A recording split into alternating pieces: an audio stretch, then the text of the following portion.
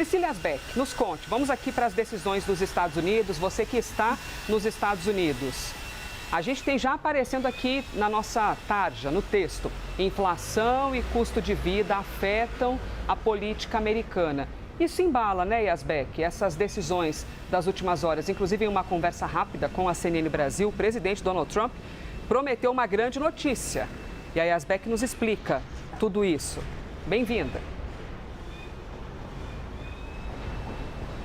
Oi, Elisa, bom dia a você, ao Gilvan, que faz tempo que eu não falo, a todos que nos acompanham. Elisa, olha só, a Mari Janjá, como nossa correspondente em Washington, estava terminando o seu trabalho na sala de imprensa ontem, quando surge o presidente dos Estados Unidos, Donald Trump, do nada, ela contando, é muito engraçado esse bastidor, e ele aparece logo depois que tinha anunciado, inclusive, a redução das tarifas para o Brasil, e diz para Mari, para mais um jornalista da imprensa brasileira, olha, big news, né, falando, grandes notícias, né, vai ter mais notícia amanhã, foi o que ele falou, e depois ele saiu, foi muito rápido, ela conta esse relato, mas claro que isso gerou uma especulação grande sobre o que será que Donald Trump pode anunciar, ele que falou que vai anunciar alguma coisa hoje, então, a Mari Janjá, vamos ver se isso se relaciona ao Brasil ou se ele simplesmente falou ali casualmente que vai anunciar alguma notícia e isso se relaciona à política americana, a gente vai descobrir com certeza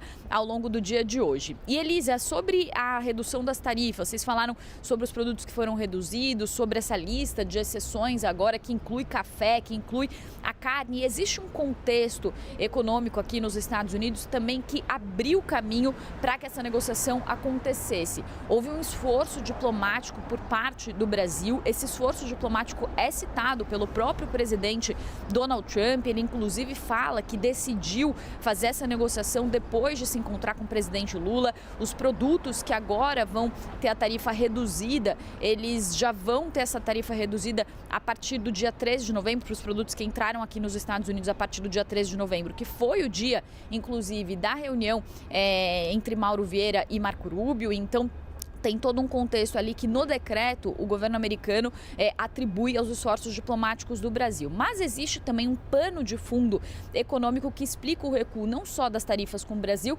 mas com outros países que foram anunciadas na semana passada. E o ponto central é o affordability, a crise do custo de vida, que é algo muito falado à exaustão aqui nos Estados Unidos, que levou inclusive uma derrota dos republicanos em eleições que aconteceram nesse mês na Virgínia, também em New Jersey, aqui na Prefeitura de Nova York, para a eleição de juízes na Pensilvânia. Em todos esses lugares, Elisa, também houve uma votação de uma proposta na Califórnia, todos esses lugares houve derrota dos republicanos e uma vitória dos democratas. E a questão em comum de todas essas campanhas foi que esses candidatos todos falaram muito sobre essa questão do custo de vida. Para trazer alguns dados, Elisa, a inflação nos Estados Unidos nesse momento está em 3%.